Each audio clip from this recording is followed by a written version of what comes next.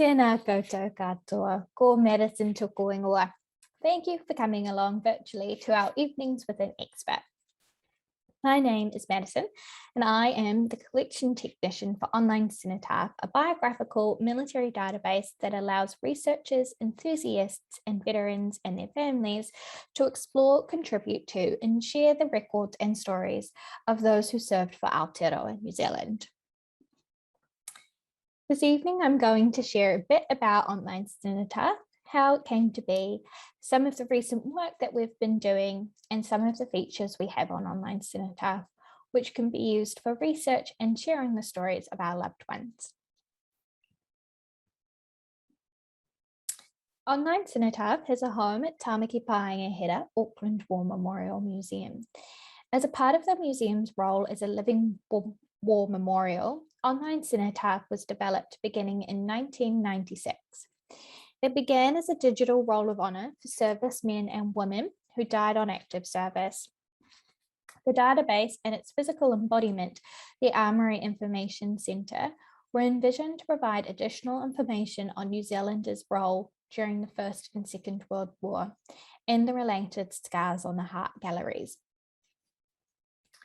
In 2012, Online Cenotaph was redeveloped in collaboration with the Ministry of Cultural and Heritage, coinciding with the centenary of the First World War. The database was expanded and updated. We created records for those who served with the 1st and the 2nd New Zealand Expeditionary Force, and during the centenary period, our focus was on adding and updating information to those that served in both the First and Second World War. However, Online Cenotaph has continuously developed and today includes service personnel who served in the South African War to more recent conflicts such as Afghanistan. To be included on Online Cenotaph, we include both those who were killed while on active service and also still living service personnel and veterans. To be included on Online Cenotaph, a service person must have either served with the New Zealand Forces on active service or either born in New Zealand or spent a significant amount of time in New Zealand before serving with overseas forces such as the British Army. They must have served in a recognised war, conflict or operational service for which they were eligible for medallic recognition.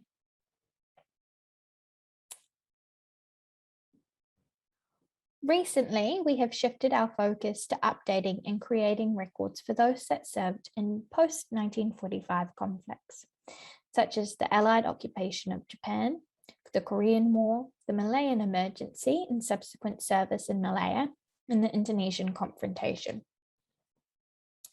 As a part of this shift, my colleague Dan moved to Wellington, where he was able to work closely with Archives New Zealand and in collating and photographing archival records for those that served in these later conflicts, as well as the records of those that served in the Air Force, Navy and Merchant Navy during the Second World War. These archival files have been transcribed by our wonderful team of visitor hosts during our first and current and ongoing lockdowns. We worked out that we have roughly about 27,000 pages to transcribe, and we have now transcribed about 12,000 pages, with a further 3,000 still currently in progress.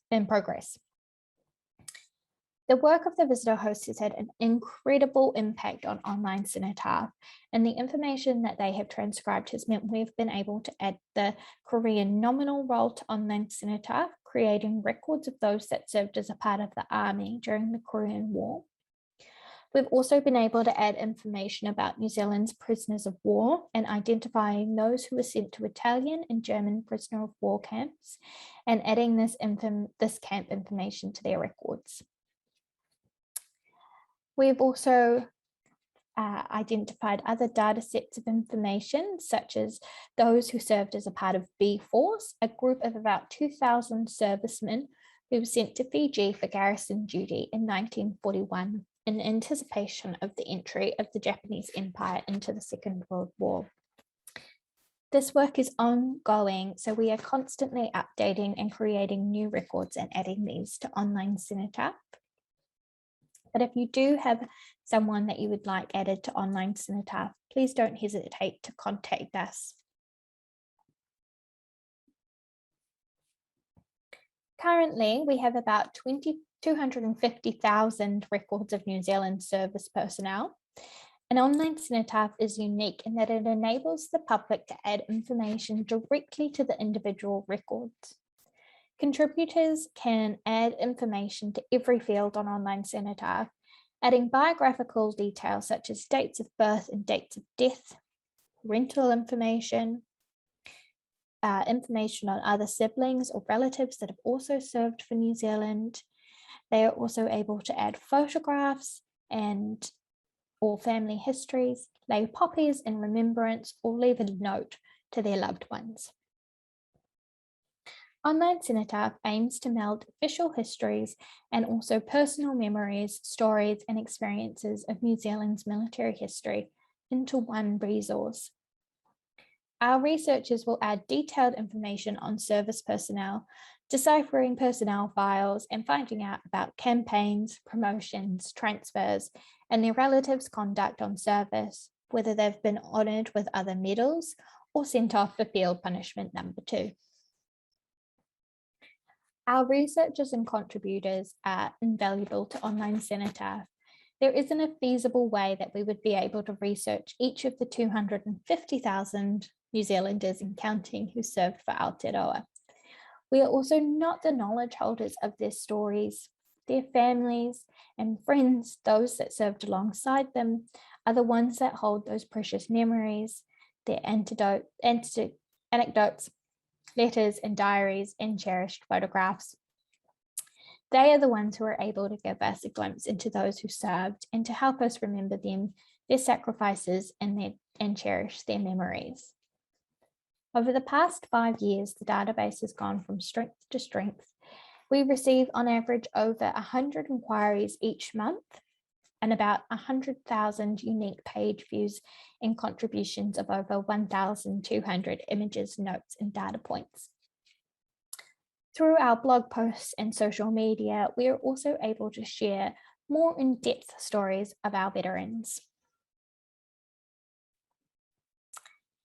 As a part of our work to highlight the service of those that served in these later conflicts, we have had the privilege to speak to some of these veterans. Veterans who served in post-1945 conflicts did so as a part of a professional defence force, and so there hasn't necessarily been the same interest in their service as there has been for those that served in the First and Second World War. Many veterans are still looking for recognition of their service and are wanting to share these experiences. We have been fortunate to sit down with some of New Zealand's veterans and hear their stories. It is a real honour to be able to sit down and listen. It's always an interesting experience.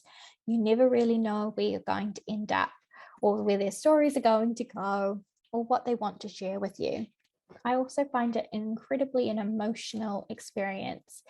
And many of those who we've spoken to have shared that they are grateful for someone to listen and for their experience and their memories to be written down. We share these veteran stories as a part of our Cenotaph Stories feature on Online Cenotaph. Through Cenotaph Stories, we also share many other stories of New Zealand service personnel. These are often collaborative, and we will work with museum curators and staff and experts, and also New Zealand historians to share articles.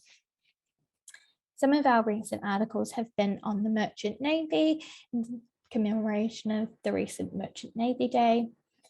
We wrote about the many different roles women played during the Second World War for Anzac Day this year. We also have written about the role of coast watchers in the Pacific, and we also share articles for commemorative events such as Passchendaele. This year, one of our museum curators, Gail Romano, wrote about a poem by Kevin Ireland for Passchendaele, which we were able to share on Cenotaph Stories. And I encourage you to check that one out because it was very beautifully written. We also work with a variety of researchers and historians who have often identified particular sets of information on service personnel. Often these will feature information from Auckland Museum's collections or as a part of our ongoing work with Archives New Zealand. Our popular searches feature provides access to many of these research projects and data sets. Some of our recent data sets we've published are Operation Grapple, which was a series of 4 nuclear weapons tests carried out on Malden Island and Kiribati Island in the Gilbert and Ellice Islands, Kiribati, between 1957 and 1958. This research has come from Arthur Venus and Jerry Wright, who have identified the 500 New Zealanders who were serving with the Royal New Zealand Navy and were witness to Operation Grapple. We have also been working with Sarah Johnson to help match personnel records with records from the mobile broadcasting unit held by Ngā Taonga Sound and Vision. And we're continuing to highlight the role of women in war, publishing over 600 women, the records of over 600 women who served with the Women's Royal New Zealand Navy during the Second World War. They played many roles, but they had a variety of roles from signalling, but also including intelligence, watchkeeping, and driving.